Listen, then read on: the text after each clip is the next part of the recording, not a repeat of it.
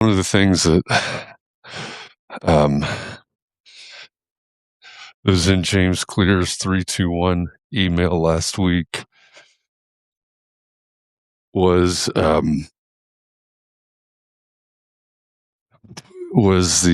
idea that um, man, I forgot how it went now, but basically it's preparation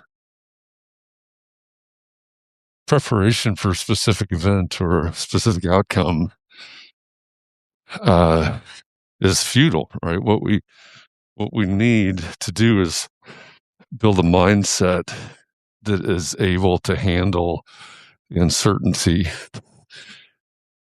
And Chumbawamba and that idea from James Clear and Mike Tyson's quote, where he said that everybody's got a plan until they get punched in the face. Those are all good reminders, right? I hope you don't get punched in the face today. If you're new around here, my name's Jeff. I walk to the coffee shop every morning and I invite my Substack subscribers to walk with me. You might guess it's a little bit cold out. I live in Indianapolis. We had about 11 inches of snow. And although the temperature is 4 times what it was this time yesterday, that makes it like 12 degrees or something. The wind is howling today, so the real feel is well below zero. I'm not going to make it all the way to the coffee shop. Snow's too deep. I'll go over here to the park. Usually cut through the park, but the snow's too deep. It just makes it a long, hard physical walk, and I'm just not going to do it. But we'll go over to the park and enjoy some of the beauty and the silence of winter. So anyway, if you're new around here, I take this walk. I've done this walk for about 6 years now. Walk over to the coffee shop a little over a mile away from my house and walk back as part of my daily practice. One for physical movement, certainly, but really it's a mindfulness thing. It's an opportunity to be quiet. It's an opportunity to meditate. It's an opportunity to listen, to feel my place in a much bigger world. Like I said, I live in Indianapolis, and when I'm walking, just where I am here, when it's quiet in the early morning, I can actually hear, if I'm really quiet and my surroundings are really quiet, I can hear the interstates. I-70 is, it's probably 2 miles in that direction. And then I-465 is probably 2 miles in the other direction. I'm really quiet. I can pick out the noise of the interstates, the hum of the wheels on the pavement. And if I really start to concentrate, start to focus, and let go of everything around me, I can start to distinguish between the two interstates. I don't know why I'm telling you that, but that's just what it is. I think it's our ability to be able to be present and aware is it's an incredible ability, right? As humans. Although I wonder sometimes, I say over and over and over that I think our ability to reflect, our ability to build, really it's our ability to reflect, which I think is our human superpower. It's how we build resilience, right? Looking back, seeing how far you've come. Good morning, Scott. Seeing what you've overcome, and then developing an understanding of how to apply that going forward. I think that is our human superpower. Now, being over here, being able to come over here and focus and distinguish between the sounds of this interstate versus that interstate. I was about to say that's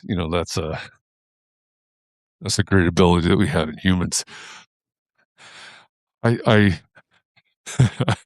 I'm not sure that like the birds of prey that I see here at the park, the hawks. It's been a while since I've seen any owls. Some falcons every once in a while. Even squirrels, whatever. Is our ability to do that any greater than any of their abilities? Yeah, I'm not sure. I mean, they see and hear, and they're very aware. Are they more present? Are we more present than they are? I don't know. I don't really know that. Sometimes I think we give ourselves too much credit as humans. What is this? Oh, that's pretty cool. You might appreciate this, Scott. Look at that.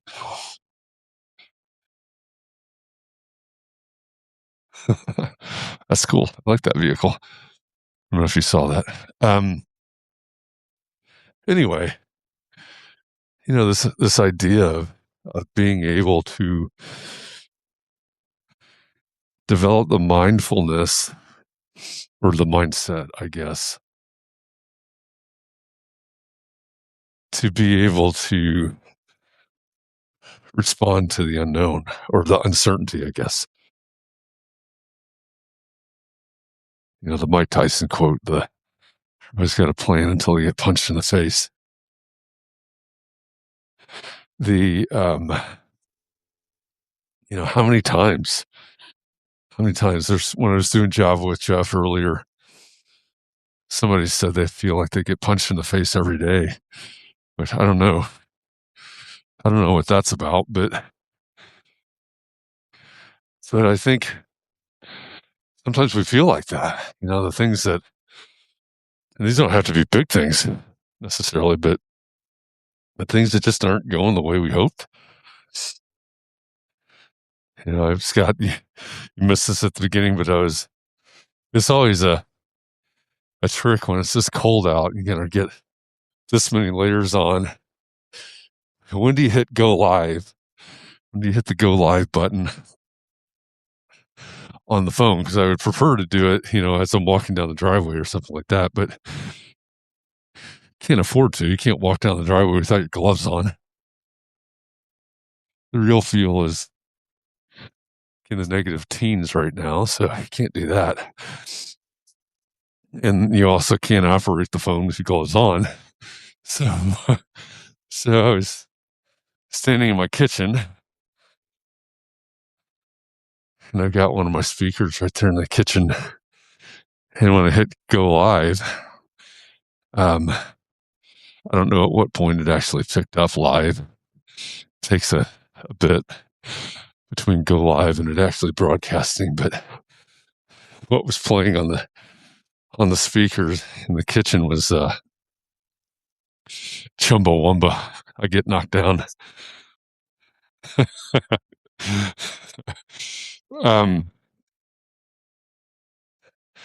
It's just coincidental, but here we are. There are so many things going on that are so crazy, so out of our control, so not what we expected, not what we had on our bingo card. Let's go down here. This is where we see Jeff slide on his butt down the embankment, down the creek bank.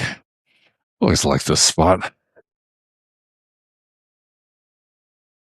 I think partially because of the nature and because of the graffiti. I need to find a way to get out there. can still be able to get back up. I don't know if I find a good way, but anyway, yeah, people have been walking on the creek. It's that cold.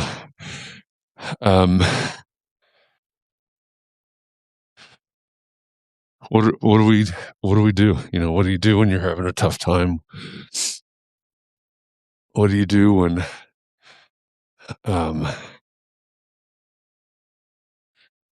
you see things and you're affected by things? What do you do when you lose that project? What do you do when that relationship goes south? What do you do when you go to the doctor and you get some hard news? There's any number of scenarios, right? Wow, there's still water running right there. I wonder why. Right there in that one spot, because it's today's the warmest day we've had in a week, I think, and it's like 10 degrees real temperature, 10, 12 degrees, something like that, real temperature. I guess the water it's flowing just fast enough in that one particular spot to keep it from freezing. It's pretty amazing.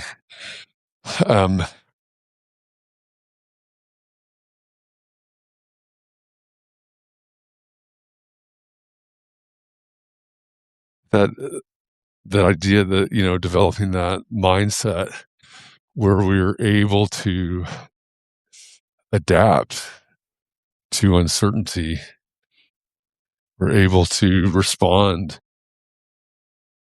to uncertainty.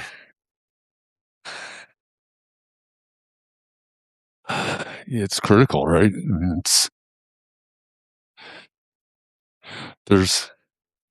in my experience, there's almost nothing in life that goes the way that we plan, that goes the way that we hoped. And that may sound a little bit cynical, but anytime, let's see, the wind is coming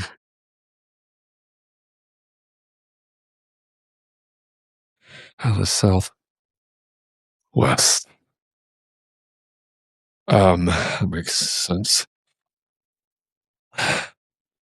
But how many times have we drifted here? How many times do we imagine certain scenarios? This is the way this is going to go. This is what's going to happen. This is what this person's going to say, etc. We start to make plans for that, and it doesn't go anything like what we expected. Or if it does, the other person's response is different than what we thought. I really enjoy the work of Chris Voss,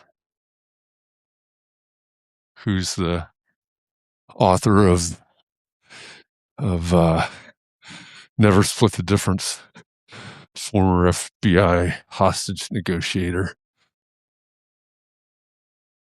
And, the thing about negotiation is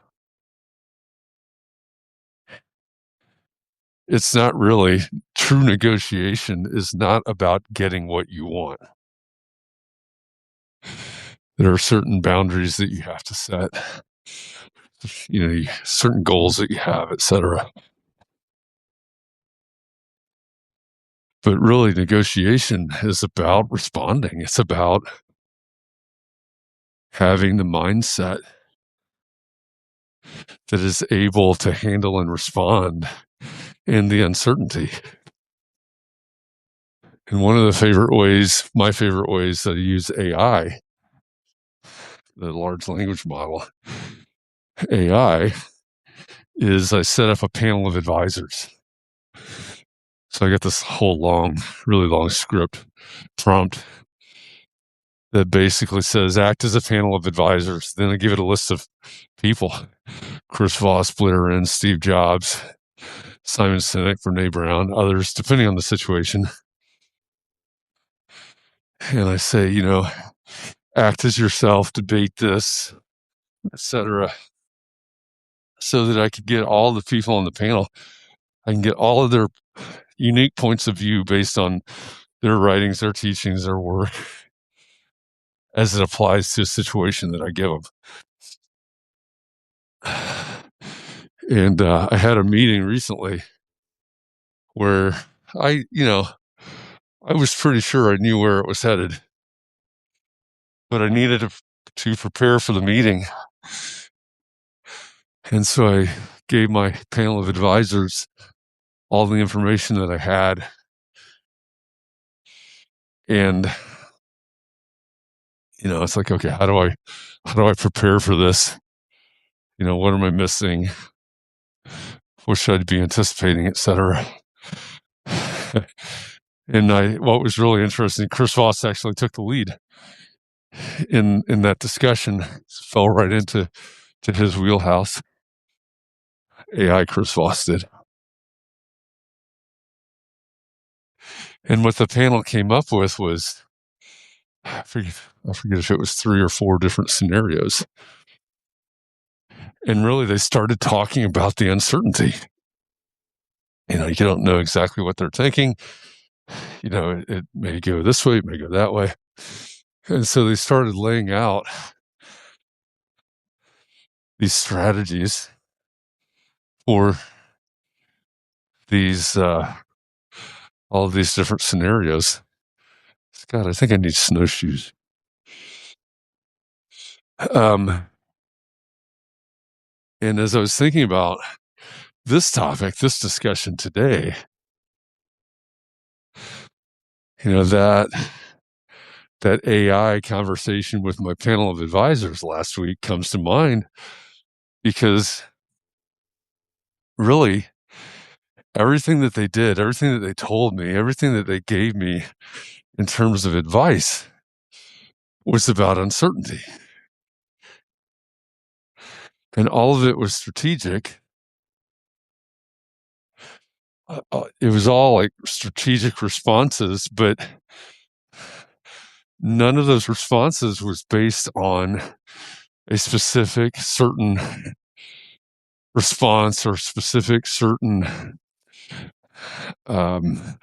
outcome or play or whatever, right? If we want to bring like the cards analogy into it, it was all based on sort of what ifs, and it was round and round. It was very, very helpful, but it was round and round about how to deal with, how to respond to, how to roll with the uncertainty of the situation. All right, we're going to try to make it to the street over here. And, it's, the more I think about this, the more I think about conversations that I've had recently. And I brought some of them up on Java with Jeff and here on Substack as well. Like people that are so locked into this is the way that it ought to be. Why isn't it this way? It should be this way. They're so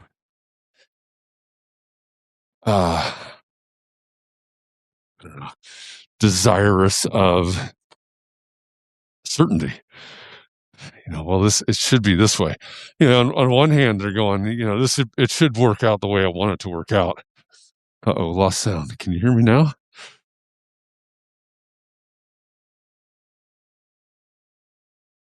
All right. Let me know, Scott, if you can hear me. Okay, it's back. Good. So, these conversations with people that are, this is the way it ought to be, right? They're really craving certainty. They're craving. They want things to work out the way they want things to work out, but it comes down to their desire, their need, I'm going to say it that way, their need for certainty, because they're refusing to, or they're struggling to, whatever, to be able to sit with the uncertainty. They're refusing to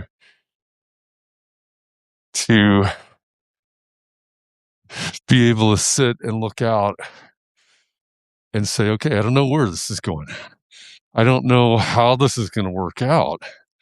Right there, it's like I use the analogy of the professional poker players. It's like sitting at the table, and when you're not dealt a full house, you just go, what now? What am I supposed to do with this? What am I supposed to do with this two pair or something like that? And that's not the way it works, right? We have to play the hand that we're dealt. We have to deal. Part of resilience is building up that ability to deal with the uncertainty of life. And Scott knows this, but when I talk about growth and growth mindsets on Java with Jeff, I talk about it through three lenses: personal growth, and relationship growth, and professional growth. And you don't know. I don't know what's going to happen today. To me personally, I don't know what might. Oh wow! I'm pretty sure I'm going to freeze. I don't know what might happen,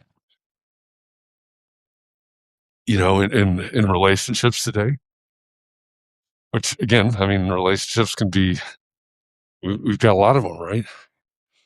Friends, family, significant others, etc. Right? It's clients. We don't know. We don't know what all the things are, and we don't know about what's going to happen in our job, in our business, or whatever. Maybe not day to day. Maybe it's week to week, quarter to quarter. Who knows? But I know, for a lot of people, for myself included, all of a sudden you have a meeting scheduled for today, and you find out that project was paused, or that you lost that project, or any number of scenarios. I see this all the time across all kinds of businesses and professions. If you're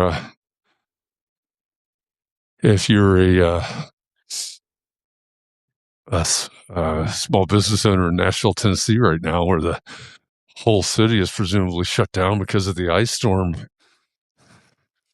2 weeks ago, were you planning specifically for what might happen, what you needed to do if the entire city shut down for a week? I don't know. Maybe you did. I kind of doubt it, in that kind of specificity. And that's the point, right? We have to be able to roll with the uncertainty. There's a lot of people struggling right now. There's another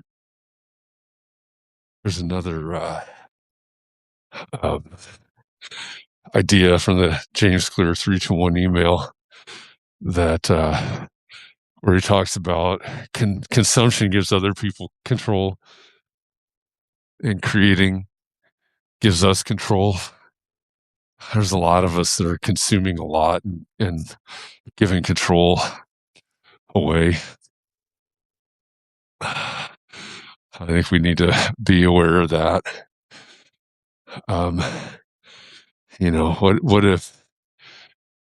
What if we all just decided, I'm going to create and create and create. And depending on your point of view, depending on what your goals are, maybe you're creating for the purpose of building a business. Maybe you're creating for your own artistic endeavors, whatever creating means and why for you. But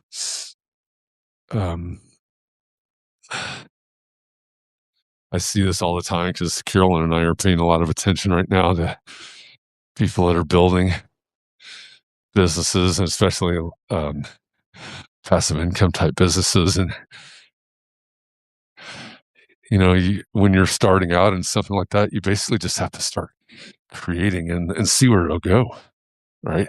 Just create for the sake of creating, and then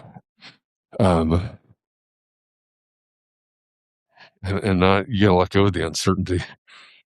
You gotta let go of the fact that maybe this doesn't go anywhere, maybe it doesn't pick up as fast as I was hoping, whatever the situation is. So anyway, I made it back home. It felt like a really long walk.